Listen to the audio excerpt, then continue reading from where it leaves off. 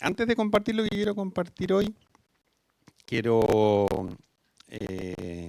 invitar a estas dos cosas que tenemos en nuestra agenda inmediata que son importantes para nosotros y espero que también para cada uno de ustedes, que tienen que ver con la celebración de nuestro primer aniversario oficial como Iglesia Viña, eh, que vamos a tener el 23 de marzo. Así que te animo a que puedas apartar esa fecha. Vamos a tener todo un día en este lugar que se llama Maturrayén, que es como a 20 minutos de acá, que es un lugar muy, muy lindo. Vamos a estar juntos. Tenemos a Lale, Rus con la Ruth invitados ese día. Y creo que va a ser un tiempo muy, muy, muy, muy bueno. Así que aparta el día completo. Fijamos por una cuestión de orden y facilidad de cómo hemos hecho muchas otras veces eventos o programado cosas como esta, que solo los adultos paguen una cuota de 10.000 pesos por adulto, que es para en parte subvencionar el costo del lugar, otra parte la va a poner la iglesia, pero de esa misma plata va a salir la carne para que hagamos o un asado, un disco. Estamos viendo todavía el detalle técnico de eso, pero como todas las otras veces, vamos a cada uno traer los acompañamientos bebestibles y algo para compartir el café. Siempre nos sobra comida. Esperamos que no sea la excepción. Así que aparta esa fecha y dentro de ese día vamos a celebrar también los bautismos de este año. Que para hacer esa celebración más especial la vamos a incorporar dentro de ese tiempo. Y aun cuando ya se hizo las clases de bautismo, hemos vuelto a hacer la invitación una y otra vez para dejar la puerta abierta, porque todavía tenemos un par de semanas entre medio de tiempo, así que si alguno entre ustedes no se ha bautizado y tiene alguna duda, primero tú puedes participar en este tiempo de preparación para el bautismo y después recular. O sea, puedes participar para saber muy bien de qué se trata y tener todas las herramientas para tomar una decisión firme y al mismo tiempo recular. Te animo a que ojalá no sea así, pero está la libertad para eso. Si tienes dudas respecto de las implicancias y la trascendencia de esto, o qué necesito para tomar esta decisión, este espacio es súper, súper bueno. Y a priori te anticipamos, aunque lo hemos repetido, lo volvemos a decir, que el bautismo es una declaración pública de que hemos decidido identificarnos con Jesús en su muerte y en su vida. Y es un acto de obediencia. Jesús solamente estableció dos cosas como sacramentos que encontramos en la Biblia, que es lo que los cristianos decimos precisamente que son mandatos como liturgia, que tiene que ver con el bautismo y con la Santa Cena. Son las dos cosas que Jesús dijo, hagan esto. Cuando yo no esté, háganlo. Entonces, como es un acto de obediencia, no tiene prerequisito más que el que sea lo que tiene que ser, un testimonio de que sigo a Jesús, de que he decidido tener una vida siguiendo los pasos de Él. Así que si tú dices, no soy suficientemente bueno para eso, voy a leer un versículo que luego va a ser parte de la reflexión, pero que calza perfecto, y que está en Eclesiastés y dice así, el agricultor que espera el clima perfecto nunca siembra. Si contempla cada nube, nunca cosecha. Si tú esperas el momento en que levites para entonces decidir bautizarte, estás sonado. Ninguno de nosotros estaría bautizado. Si tú dices, no, voy a poner en orden estas dos o tres cosas antes, yo te animo a que la primera cosa que pongas en orden sea dar testimonio de que eres discípulo de Jesús y busques provisión de Él para las otras cosas, no en tus propias fuerzas, sino en las que Él provee. Así que, dicho eso, y con esa invitación que les pido agenden y les animo a ser parte, quiero compartir con ustedes lo que va a ser la palabra de hoy. Voy a orar primero y vamos a pedir al Espíritu Santo que Él nos guíe, tanto en el entendimiento racional como en el corazón, como que nuestro espíritu pueda escuchar la voz de Dios y encontrarnos con Él en este tiempo. Gracias, Espíritu Santo, porque estás disponible para nosotros todo el tiempo. Queremos aprender a tener un corazón humilde y sensible para recibir todo lo que tú quieres darnos, todo lo que tú quieres hablar. Incluso las cosas que rompan los esquemas de nuestras expectativas o que incluso nos incomoden, pero que estemos disponibles y que podamos tomar lo que tú tienes disponible para nosotros. Te invitamos, ayúdanos a entender con la mente y con el corazón y a poder ser empoderados por ti para que tu palabra y tu espíritu a través de ella transforme cosas en nosotros. Que estar contigo sea profundo y real y no salgamos de este lugar exactamente iguales, sino que algo quede como una marca que no se borre en el tiempo. En el nombre de Jesús, amén. Amén. Y le puse título hoy día, que después siempre, como Diego sube la prédica a YouTube, me dice, amigo, rájate con un título. Entonces, para acortar ese tiempo de espera, en nuestro WhatsApp le puse siendo discípulos y esto no puede ser todo lo que hay. Así es el título. Siendo discípulos y esto no puede ser todo lo que hay. Sí, claro. Ahí le ponemos algunos apócopes. Y quiero hablar un poquito acerca de expectativas. Pensando en lo que estamos anhelando de parte de Dios para este año respecto a la iglesia. Cuando orábamos antes de empezar la reunión, en el ratito que tenemos de intercesión de 10:30 a 11, decíamos que el 2024 para nosotros como iglesia fue un año importante de ver ya algunas promesas cumplidas después de un tiempo largo de procesos que en muchos sentidos habían sido dolorosos y difíciles. El año pasado empezamos a ver esa provisión de cosas lindas, que no es que antes no hubo cosas lindas, sino que eran cosas lindas que derechamente empezaron a hacer cumplimiento de cosas que Dios nos había dicho. Y Dios proveyó muchos espacios y muchas instancias que fueron formativas para la iglesia y que dejaron una huella. Y entre esos muchos espacios, nosotros tenemos una idea de tener un espacio formativo en la iglesia, de un discipulado bíblico permanente. Y yo en algún momento hice como un bosquejo de eso y una tremenda cuestión, que eran puros títulos nomás, no había hecho nada, pero el bosquejo se veía fabuloso. Y en la medida que me fui metiendo en querer meterle contenido y hacer algo real, me di cuenta de que había un montón de cosas que ya estaban hechas y mucho mejores que las que yo podía hacer, que en realidad valía la pena invertir en aquellas cosas en las que Dios a nosotros nos diese como un sello especial, que tenía que ver con la identidad de esta iglesia local, de nuestro contexto, y que valía toda la pena pedir ayuda en otras cosas a nuestras iglesias hermanas y a distintas personas dentro de nuestro entorno. Entonces el primer semestre hicimos un discipulado así y el segundo semestre hicimos un discipulado que era propio, hecho acá. Entonces este año pretendemos reproducir ese modelo. Ya hemos hecho algunas conversaciones para hacer algo que está hecho y el segundo semestre hacer algo propio.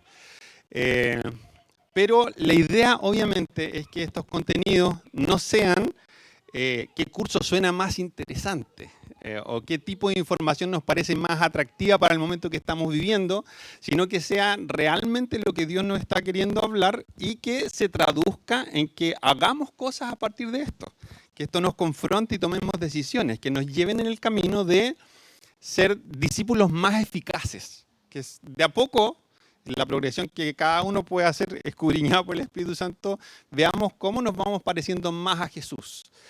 Cómo vamos desechando pensamientos y abrazando otros, tomando decisiones, invirtiendo cosas de nuestra vida concreta para seguir el camino de Jesús en su carácter, en sus obras, en su corazón.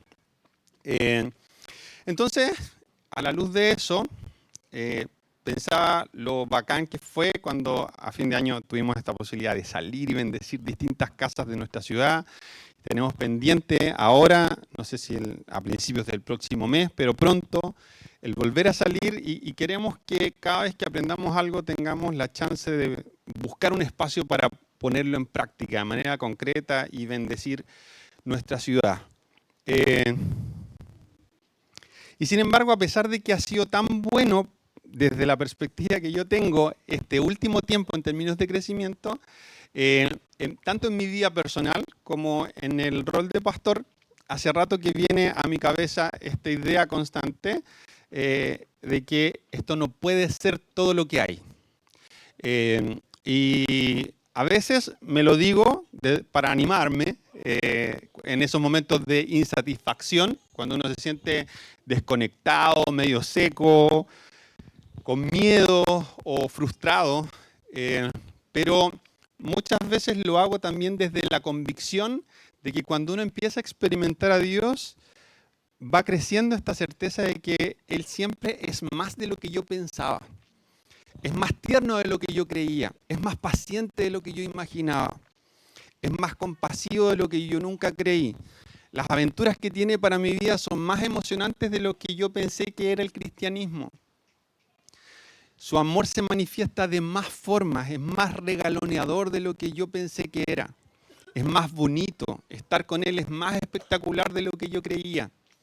Entonces, cada vez que siento como que mis expectativas se empiezan a apagar, empiezo a decir esto porque me recuerda algo que sé que es cierto, y es que si bien nuestra vida tiene momentos de desierto, nadie está todo el tiempo en el pic de su espiritualidad, y eso no siempre tiene que ver con que hayamos pecado o errado el camino, a veces hay tiempos que son así, pero Dios siempre tiene, después de esos tiempos, o aún en medio de eso, esta capacidad increíble de irrumpir y consolarte en el desierto, animarte o llevarte a un oasis o decirte una y otra vez que, ojo, que estás en un camino, que va a un destino que es bueno y que Él tiene cosas maravillosas preparadas para ti y para mí. Entonces, esto no es todo lo que hay.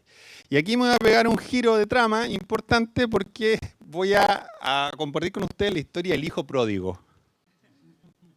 Está clarísimo por qué voy a hablar de eso a la luz de la introducción que hice, ¿cierto? Obvio, es obvio. Entonces, voy a leer la historia.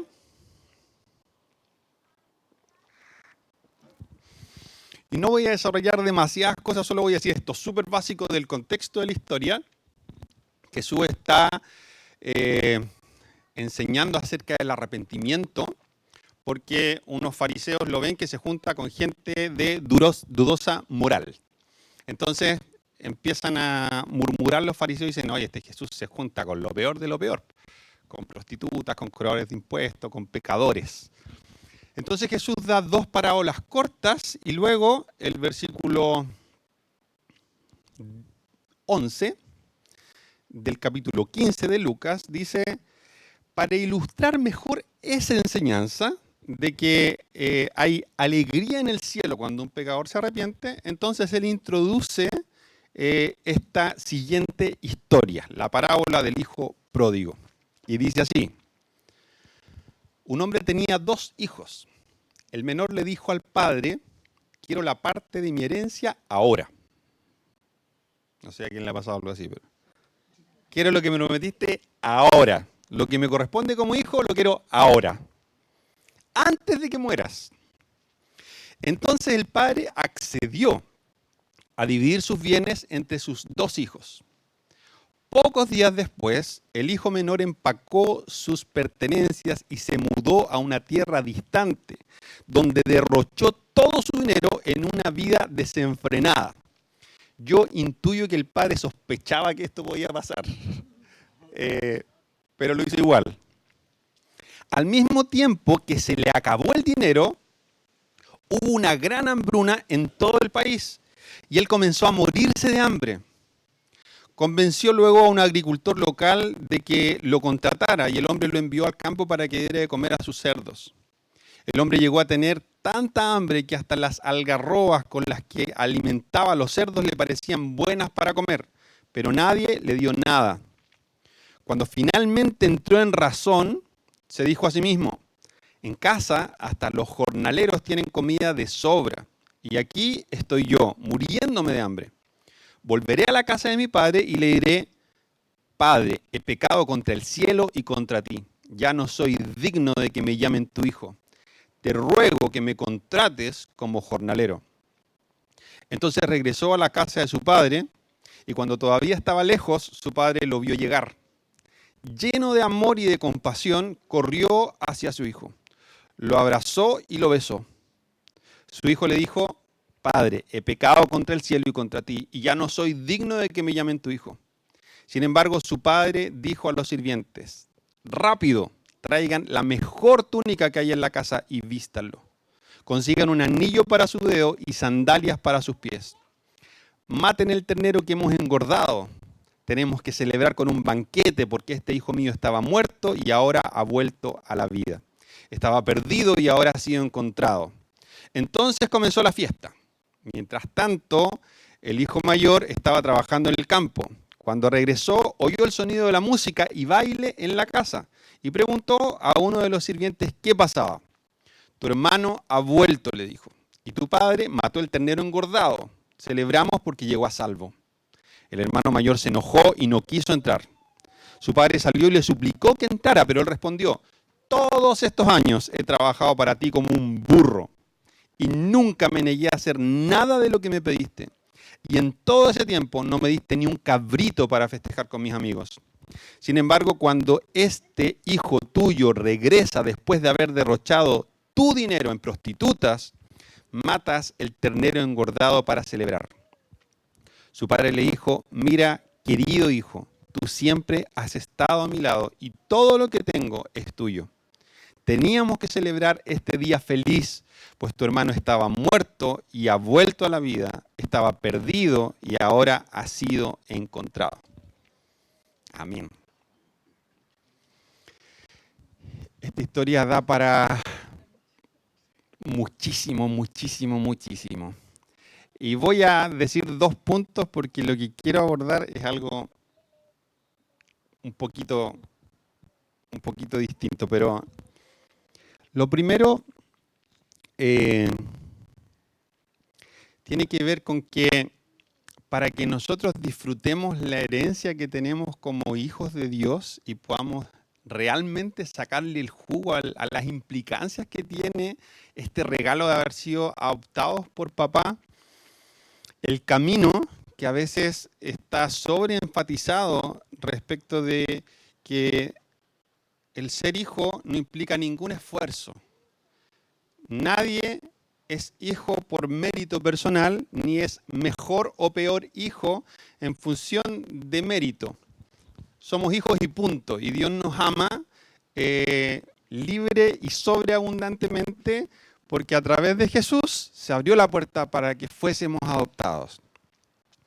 Pero otra cosa es confrontarnos con la realidad de que muchos de nosotros, diría todos en realidad, en más y menos aspectos, pero nos perdemos la posibilidad de sacarle el jugo a la herencia, de disfrutar realmente las implicancias de lo que significa ser hijo, de tener una identidad completamente resuelta, un valor completamente claro, un destino claro, un propósito claro, una fuente inagotable de recursos en Dios para poder sanar, ser consolados, ser animados, ser fortalecidos.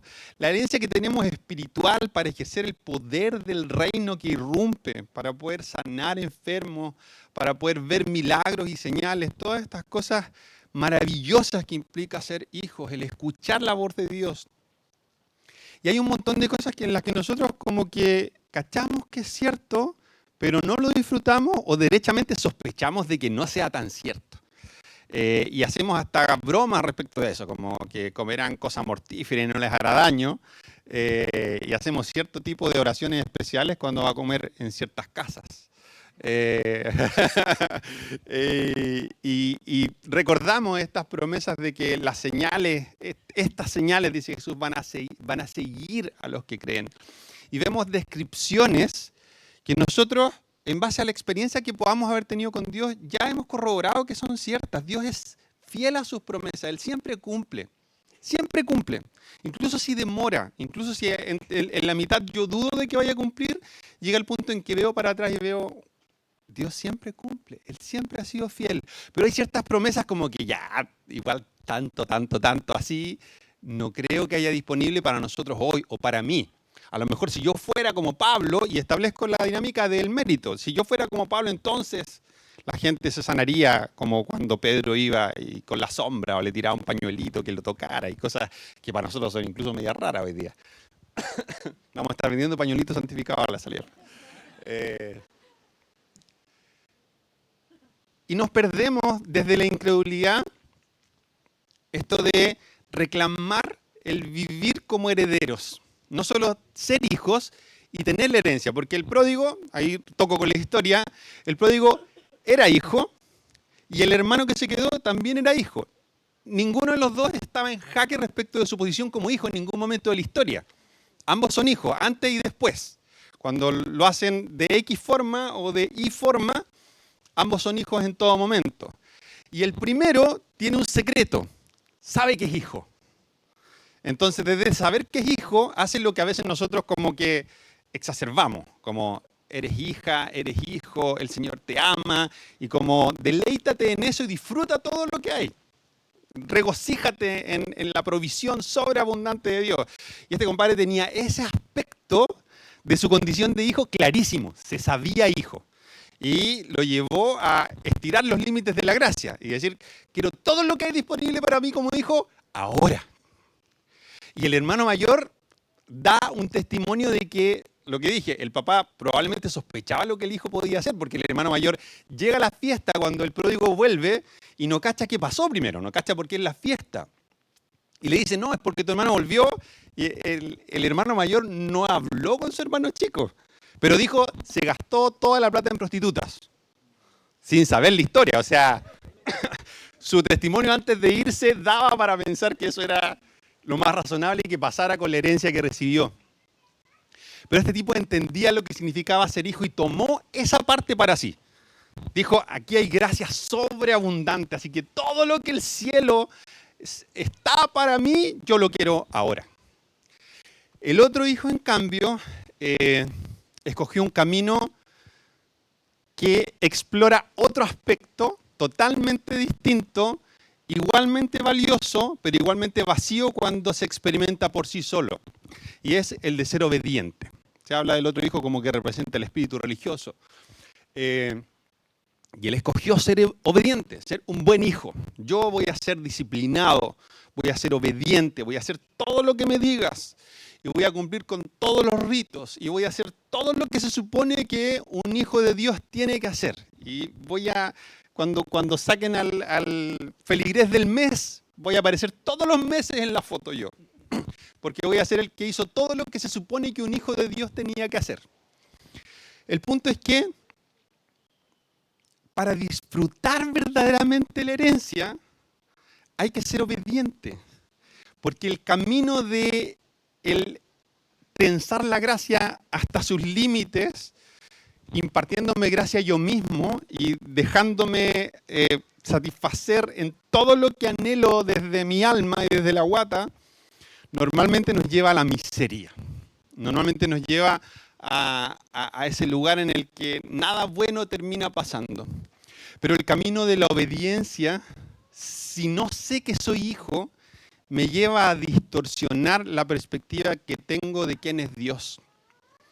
No sé si se han dado cuenta que esta historia se parece un poquito a esta historia de el hombre que sale y deja a sus siervos, la parábola de los talentos, con una cantidad de talentos a cada uno según su capacidad.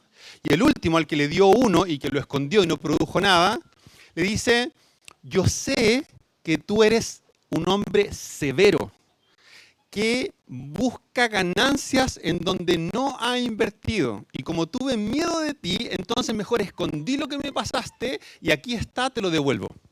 Mientras que los otros tomaron lo que les había sido dado y lo multiplicaron. Entonces, vemos que en esta parábola, en esta otra parábola, aquel que no hizo nada con lo que se le había dado, da una descripción de su Señor que es absolutamente injusta y que no tiene ningún asidero a la luz de la historia misma. Y aquí pasa algo parecido. El hijo le dice, mira, yo he hecho todo lo que se supone que tenía que hacer y no te rajaste ni con el animal más flacuchentito para que pudiera invitar a mis amigos y celebrar y alegrarme en algún momento. En cambio, con mi hermano que hizo todo lo peor que se puede hacer, le das lo mejor cuando vuelve después de haber dilapidado toda la herencia que le diste.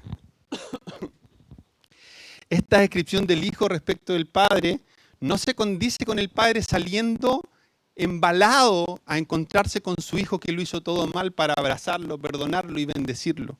La disposición del padre era regalonear, bendecir, perdonar, abrazar a su hijo que lo había hecho todo mal.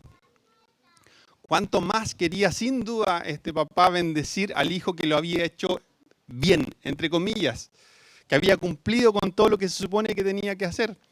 Entonces, cuando yo no sé que soy hijo, incluso si cumplo todo, pierdo la posibilidad de ver realmente la ternura de Dios, su generosidad, su amor, su compasión, su bondad, su belleza. Entonces, por un lado está esto. Necesitamos caminar en un equilibrio entre sabernos hijos para disfrutar de la sobreabundante gracia, y saberse hijo no es lograr una posición de hijo, sino saber que ya lo somos. Si creímos en Jesús, somos hijos, somos hijas. Pero por otro lado, ver que para realmente disfrutar la herencia hay que ser obedientes. Hay que seguir los consejos de Dios, hay que creer en sus promesas, hay que reclamarlas para nosotros desde la obediencia. No solo desde el decretar cuestiones, así como, no, esta promesa es para mí, entonces yo camino sobre ella. En obediencia, sigo los consejos de Dios, sigo sus mandatos, y esto me permite caminar sobre aquello que abre más bendición sobre mi vida y me permite disfrutar de la herencia que Él tiene disponible para mí.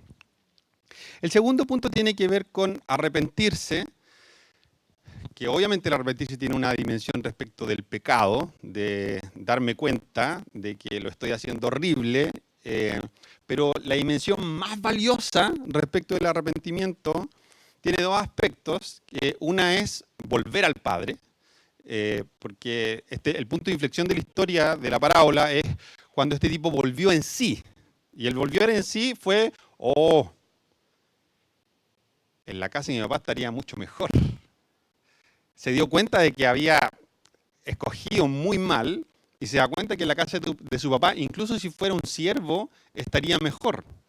Pero ese punto de darse cuenta de que la había regado es un aspecto dentro de otro cuadro más grande, que es la decisión de volver al Padre. Y la decisión de volver al Padre es lo que provee el camino para que experimentemos lo que la Biblia enseña, en términos técnicos, digamos, del lenguaje, lo que es el arrepentimiento o la metanoia, una transformación de la mente. Si yo solo me arrepiento de que hice algo mal, puede que me juramente y le diga, no sé si a alguien le suena conocido esto, te lo prometo, Señor, que nunca más. Esto que hice, ahora sí que nunca más. Y nos hacemos voto y le prometemos a nuestra esposa, a nuestra polola, a nuestro amigo, a nuestro hijo, nunca más, nunca, pero nunca más. Pero como es en nuestros recursos esta promesa, nos quedamos cortos y volvemos a guatear y a veces sistemáticamente volvemos a guatear. Pero cuando el tema no descansa en que yo sea capaz de cambiar, sino en la decisión de volver al Padre, entonces es Él quien provee cosas para mí. Es Él quien hace una celebración, me pone una túnica, me pone sandalias, me pone un anillo. No quiero el simbolismo de cada cosa, sino decir, Él te da cosas. Y esas cosas te habilitan de nuevo en una posición de dignidad. Y te ponen otra vez en el lugar en el que es fácil tener otra vez la mentalidad de hijo. Porque mientras estaba lejos estaba cochino, hediondo, pasaba chancho. Pero ahora que he vuelto, me lavaron, me pusieron una túnica de hijo, un anillo de hijo, sandalias de hijo. Entonces, el proceso que el Padre hace de proveer cosas y de limpiarme hace que nuevamente sea más fácil para mí pensar como hijo, porque me veo y soy hijo, por lo que Él hizo. Entonces, el arrepentimiento es en su dimensión, no digo que esto explique lo que el arrepentimiento es por completo y este sea el único aspecto importante, pero lo quizás más rico del arrepentimiento es el momento en que vuelvo al Padre para que Él transforme mi mentalidad. Eso es lo que tiene el potencial de perdurar en el tiempo y de generar que yo de verdad después me comporte distinto. Ya no necesito comportarme como cuidador de chanchos porque me veo como hijo. Así que puedo volver a pensar como hijo, aunque yo mismo me puse en esa posición de cuidador de chanchos y me merecía ese lugar. Pero por pura gracia Él me vuelve a poner en este otro lugar y me recuerda que sigo siendo hijo. Nunca me sacó de la libreta. Siempre me siguió amando. Pero necesito ser recordado de esto para que entonces Él me ponga en ese lugar en el que comprendo cuánta riqueza hay disponible para mí todavía. Hasta ahí llega lo que normalmente yo predico respecto al hijo pródigo. Pero quiero pensar en esta idea y con esto quiero conectar respecto de las expectativas. En las películas antiguas había esta manera que al cierre nos dejaba la ilusión de que los protagonistas de la historia o del cuento lo habían entendido todo. Entonces, las películas antiguas terminaban, si era comedia romántica, terminaba con un matrimonio. Uno se imaginaba, oh, ese matrimonio tiene que ser un matrimonio fabuloso. Y la película termina y no, termina en la pura ceremonia. Uno cacha que cuando uno se casa no es tan fácil siempre el matrimonio. Y tiene sus estaciones. Pero en las películas uno ve, termina con el matrimonio. Entonces uno se imagina, oh, ese matrimonio, se amaron para siempre. Y los cuentos, y uno se imagina a Cenicienta con este príncipe encantador, y de repente cuesta pensar que el príncipe encantador pueda haber dilapidado la fortuna de su papá y haber llevado a Cenicienta a la pobreza y después serle infiel, porque uno se imagina que el encantador tiene que haber sido encantador siempre. No sabemos nada con él más que su nombre, o la referencia a su carisma, no sé, pero uno intuye que Cenicienta tiene que haber sido una esposa, pero feliz de haber tenido este príncipe encantador. Entonces, cuando termina la historia, uno queda con la sensación de que los protagonistas de la historia lo entendieron todo. Y la verdad es que lo que tiene más sentido es pensar que quienes participan de la historia hayan aprendido lo que la historia enseñaba. Y muchas otras cosas en su vida estén no resueltas. Como pasa cuando a nosotros nos dan una lección valiosa, atesoro lo que me enseñaron, pero un montón de otras cosas en mi vida siguen desordenadas. Y a veces Dios me da promesas. Y yo tuerzo el camino y Él me vuelve a perdonar y me vuelve a limpiar. Y me siento desanimado mientras las promesas no se cumplen a cabalidad. Y pienso como, ¿será que esto es todo lo que hay? ¿Será que yo soy un Moisés? No, guardando las proporciones, ¿cierto? Que va a llegar a su prime a los 80 años, cuando empezó su ministerio. ¿Será que voy a ser un Abraham que recibió la promesa y que tiene un hijo y tuvo que esperar 20 años? ¿Será que voy a ser un José que estuvo ahí 13, 17 años esperando mientras seguía descendiendo cada día peor? Parecía que ahora sí que sí, peor. Y lo sacaban de ahí, ahora sí que sí, peor. Una y otra vez. Y yo pienso en esos largos silencios en las historias y esos momentos que ocurren después de que las historias terminan. Me imagino en el pródigo teniendo una conversación muy incómoda con su hermano mayor y teniendo el hermano mayor que arrepentirse también de cómo había concebido a su papá y cómo había concebido la vida y lo miserable que había sido finalmente su relación con su papá por una cuestión inventada por él mismo. Y en medio de eso pasa esto de que Dios siempre tiene mucho más para nosotros que solo las promesas que te hayan dado. Si Dios te dio una promesa a través de una profecía, si Dios habló a tu corazón, si Dios preparó un camino para ti, y de pronto mientras esperas que esas promesas se cumplan, parece como que la vida empieza a llenarse de frustraciones, parece que se demora demasiado. Incluso parece como que tal vez yo me sugestioné y lo que Dios me prometió no necesariamente era lo que yo interpreté, que puede ser,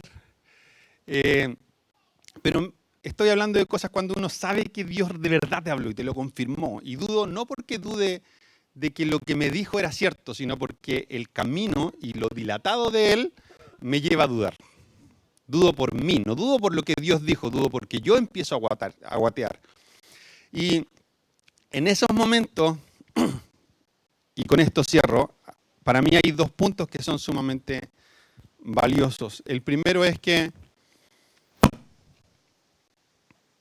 la provisión que Dios tiene para nosotros vamos a realmente disfrutarla a través de un camino de discipulado que nos lleve a la obediencia de parecernos a Jesús. Jesús dijo, si ustedes me aman, obedezcan mis mandamientos. El amor y la obediencia son cosas que van profunda e indisolublemente ligadas. Cuando nosotros obedecemos, eso trae libertad a nosotros, no esclavitud. Cuando nosotros pensamos, ¿qué podemos hacer que nos ponga en el camino de un discipulado más eficaz este año? Es Dios quien va a producir el crecimiento, pero podemos tomar decisiones respecto del compromiso que yo voy a asumir. Cuando alguien tiene un corazón dispuesto, voy a honrar a mi amigo Mati con esto, al Mati tú le puedes dar el consejo que sea, le puedes predicar lo que sea, y él lo va a encontrar tremendo. Porque su corazón está dispuesto a valorar lo que Dios le diga y lo que Dios le dé. Entonces, para mí como pastor y amigo de este gallo, es un bálsamo a mi autoestima en los momentos en que siento que estoy dando malos consejos. Mati me va a decir, tremendo amigo, tremendo lo que estoy. Entonces, es bacán tener amigos así, pero esa actitud es un secreto del cielo que es verdad. Cuando tu corazón está dispuesto, tú puedes ponerte en el lugar en el que Dios te enseña y va a haber fruto en tu vida. Y ese fruto va a ser abundante. Y vas a encontrar que lo que está haciendo Dios donde tú te estás moviendo es bacán, es valioso, es rico. Y le vas a decir a otro, vengan, porque aquí Dios está haciendo cosas. Y en mi vida está haciendo cosas y me está llevando a tomar decisiones. Y estoy decidiendo dejar algo, y estoy diciendo tomar algo, arrepentirme de algo y volver mi vida por completo a Dios para disfrutar de la herencia. Porque ya sé que soy hijo, pero he llegado a creer que hay más. Hay más que solo ser hijo. Aunque ser hijo es lo más alto, es lo más increíble. Pero puedo disfrutar mi condición de hijo a través de un camino concreto de obediencia. Y eso va a traer plenitud para mi vida. Va a traer deleite para mi vida. Va a traer gozo a mi vida. Va a ser extremadamente, extremadamente bueno. Entonces, la segunda cosa es lo que acabo de decir. Y es que esto no es todo lo que hay. Lo que hayas visto o experimentado de Dios, esto no tiene que ver con que tú seas nuevo o nueva. Lo que hayas visto o experimentado de Dios es solo una parte. Si conoces a Jesús hace 40 años, has experimentado solo una parte. Puede haber sido abundante y maravillosa, pero hay mucho más. Y este año yo quiero más. Y yo quiero animarte e invitarte a que juntos experimentemos más. Que vayamos más lejos, que tomemos decisiones más valientes, que nos atrevamos a servir, a renunciar, a dar, a tomar riesgos, a hacer cambios radicales en nuestra vida. Porque cada vez que yo dejo algo, incluso algo que amaba, por obediencia a Dios, y esto no tiene nada que ver con prosperidad, lo que Dios me da siempre es infinitamente mejor que aquello que me invita a soltar. Siempre lo que Él tiene para mí es más. Y si hemos visto algo del poder de Dios, hay más poder de Dios. Si has visto milagros, Dios puede hacer más milagros y milagros más grandes. Y yo personalmente he recibido las promesas de que voy a ver, experimentar y participar de estas cosas. Y a veces yo me canso y me angustio y me frustro porque quisiera que esas cosas fuesen ahora. Y a veces vengo y le digo, papá, todo lo que prometiste, dámelo hoy. Y a veces es dolorosísimo escuchar que papá me dice, Claudio, si yo te lo diera todo hoy, harías algo quizás muy parecido a gastártelo en prostituta. Si yo te lo diera todo hoy, no te aprovecharía de nada. Pero si tú dejas que yo sea el pastor de tu vida y te lleve a campos verdes todos los días donde hay un poquito de pasto y te doy parcialmente el cumplimiento de mis promesas, voy a terminar llevándote a ese lugar donde todo va a estar bien, donde vas a ser bendecido. Pero entre medio, si Dios te prometió algo, tenemos esta promesa y esta verdad que siempre se cumple, y es que en la promesa de la tierra prometida, que por infidelidad terminó tardando 40 años el camino, para esa generación que sí iba a llegar a la tierra, que sí pudo entrar, estaba esta idea de que Dios prometió que íbamos a un buen lugar, pero no llegamos nunca. No llegamos nunca, no llegamos nunca. Me acordé de Felipe Abello que repetía, no llegamos nunca, no llegamos nunca. No llegamos nunca. Pero en medio de esos procesos, Dios va con nosotros. Y eso implica que aún cuando podemos a ratos frustrarnos porque sus promesas particulares para ti y para mí no se están cumpliendo todavía, o solo parcialmente se están empezando a cumplir, Él está contigo. Entonces hay más. Hay más deleite, hay más consuelo, hay más gozo, hay cosas extraordinarias que están disponibles hoy porque Él está con nosotros.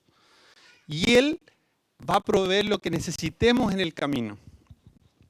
Pero la invitación concreta este año, que yo quisiese que pudiéramos abrazar todos, es a disponernos con convicción y con altas expectativas a que si la historia del hijo pródigo me enseña mucho, hay muchas más historias que vienen cuando se baja el telón, en las que Dios me quiere enseñar un montón de otras cosas para mostrarme cuán abundante es su amor y cuánto tiene Él de provisión disponible para ti y para mí. Hay tantas cosas lindas que Él tiene para nosotros, pero el camino no es el hedonismo. El camino no es ir y tomar todas las bendiciones y hastiarme de ellas. El camino es dejar que Él nos pastoree, confiar en Él, seguirlo, obedeciendo, para que Él provea aquello que va a producir verdadero deleite. Verdadero deleite. Entonces vamos a orar y yo quisiera hacer de este tiempo de orar un tiempo de ministración donde podamos disponer nuestro corazón para que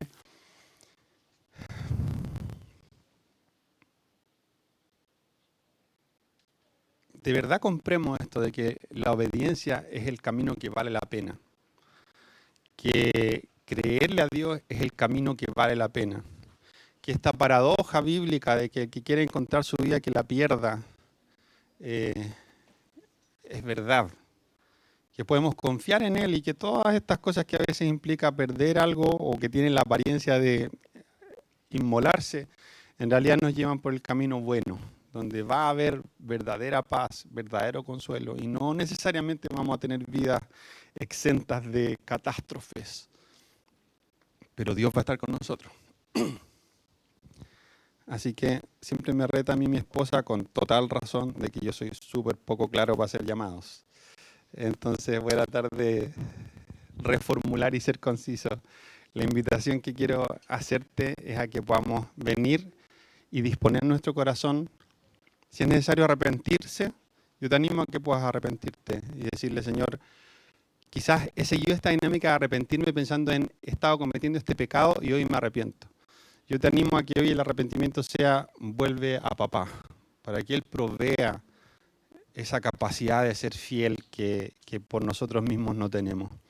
Y que por un lado podamos arrepentirnos y por otro lado podamos decir, yo este año quiero ser un discípulo, una discípulo de Jesús que está dispuesto a obedecer, que está dispuesto a invertir tiempo, a dejarme formar, a dejarme confrontar por Dios y por otro en el amor de Dios.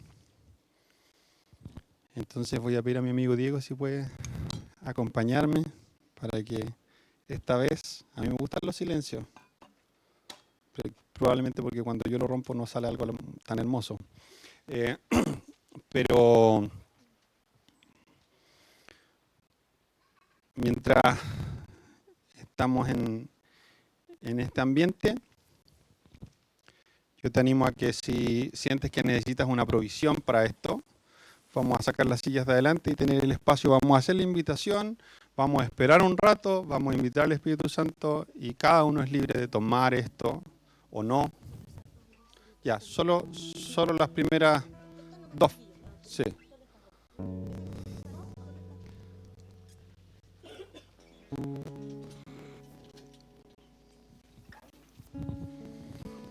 Espíritu Santo, te damos gracias. Queremos esperarte ahora.